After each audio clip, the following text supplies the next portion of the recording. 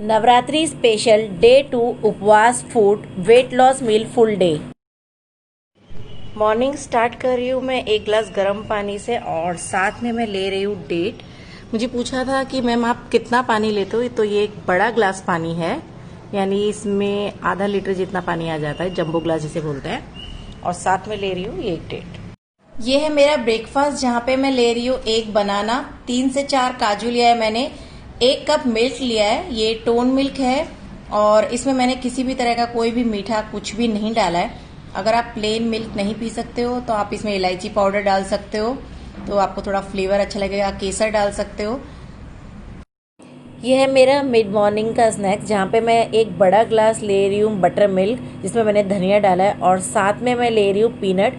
ये 1 चम्मच जितना रोस्टेड पीनट है, तो 1 ग्लास बटर मिल्क और साथ में रोस्टेड पीनट। ये है मेरा लंच, जहाँ पर मैं मिक्स फ्रूट सैलेड ले रही हूँ। यहाँ पे मैंने कीवी लिया है, पपैया लिया है, एप्पल लिया है, पनीर लिया है, कुकुम्बर लिया है और पोमीग्रेनेट लिया है। सबको मिक्स करके मैंने फ्रूट चाट बनाया है। ये है मेरा इवनिंग स्नैक्स टाइम, जहाँ पर मैंने लिया है साबूदाने के 2 पापड़। ये मैंने बाजार से ही पापड़ का पैकेट लाया था और माइक्रोवेव में मैंने खाली इसको भून लिया है। That's it.